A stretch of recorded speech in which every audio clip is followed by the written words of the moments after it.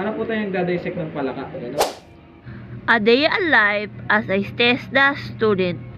Charot. Ano pa kasi tayo, Sabado ko pa to na vlog sana. Kaso, na-late ko na mag-edit kasi may mga personal akong mga gagawin sa live. O, diba? Ayan o, ganyan ako mag-prepare guys with sayaw-sayaw pa. Charot. Kung natatabaan kayo dyan, edi problema nyo na kung natatabaan ako. My body, my shape. Charot. Sheesh. Dito talaga ako mag-prepare guys. Kaya akong, hala, bakit ganun? Ba't alaki ka ng tiyan ko? Hindi naman ako buntis. Hindi nga ako nakajowa, buntis pa. Ha? Charot. Charot lang. O, diba? After million of minutes, charot. Hindi na ako nag-makeup kasi hindi ako mahilig mag-makeup. Ayan o, diba? Tapos na ako, yun lang.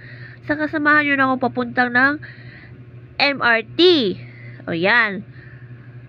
Quezon Avenue to Cubao. Yun ang sasakyan natin. At pagkatapos nun, buwaba na ako. Dito ako sa Cubao, sa may Araneta, dumaan papuntang LRT.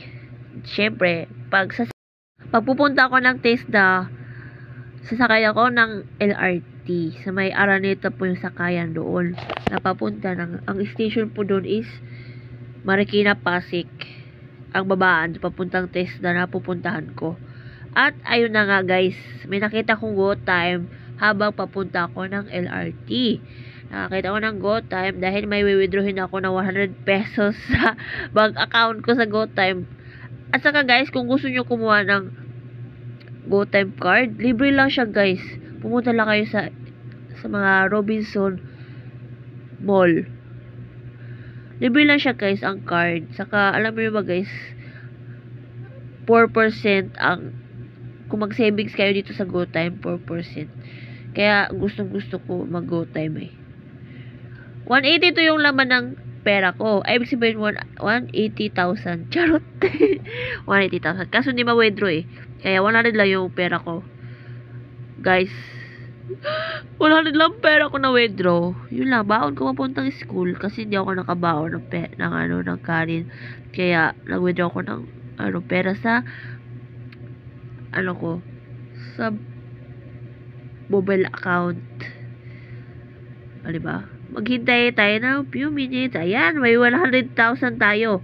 100,000 pesos! Chujos! Ayan.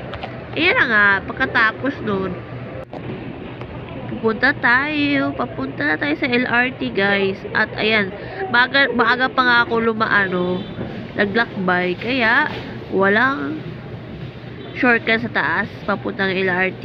Dito tayo sa baba dadaan, baba ng Araneta Coliseum. Ayan. Fast forward lang tayo guys, kasi mahirap nga, baka hindi nyo tapusin ang video ko. Paano na yan? Pag hindi nyo tatapusin, kawawa naman ako. Tulungan nyo naman akong tapusin. Charot eh. Lalakbay naman tayo papuntang LRT 1, diba? Samahan nyo ako maglakbay. Para malaman nyo kung kayo naman maglalakad, pagtas dadaan kayo ng Araneta. Malalaman nyo na sarado pag maga. Charot. Ayan na nga, guys. Papunta na tayo ng Marikina Pasig. Actually, Marikina na ito dapat. Ewan ko kung bakit Marikina Pasig ang nila. Ayan. Ayan, sumakay na tayo ng elevator. Tour. Ayan ito, elevator. Bagal naman. Diyos ko. Baka di yung patapos yung video ko.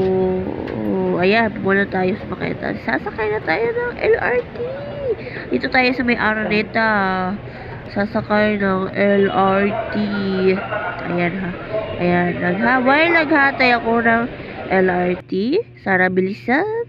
At ayan, buwaba na tayo sa Marikina Pasig Station.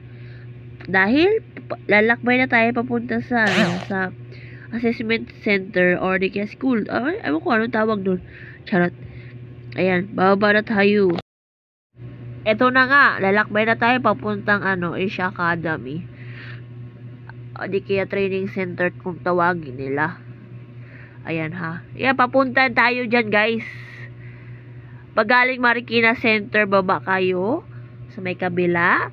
Tapos, yan, dire-diretsuhin nyo lang ang kalye. Papuntang training center. Diba? Ayun, yan guys. Kita nyo naman, hindi naman kayo buta. Ta. Pasensya na sa video ha, hinismot. Kaya na po bahala mag-adjust. Ayan ha.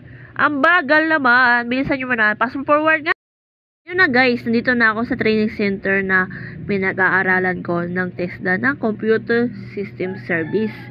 At kung tawagin nila is mag-aayos ka ng computer parts. Ayan. Ang monitor ang inaayos ni sir, tuturo sa amin kung paano mag-assemble at disassemble. Ayan. Alam nyo ba guys, akala ko mahirap siya sa video. Pero kapag ituro pa sa'yo or pag-aralan, madali lang pala mag-disassemble. Basta hindi ka malito sa mga wire at mga meaning. Diba? Actually, kaya ako nag-aral dito para pag may sira yung laptop ko, ako na mag-aayos. Kasi ang mahal-mahal guys. Sa totoo lang, mahal magpaayos ng laptop or computer. Kaya, much better talaga na pag-aralan yun na lang. Mahal kasi. Sayang naman. Kaya yan, tapos na si sir. Baka next video ko is tuturuan ko kayo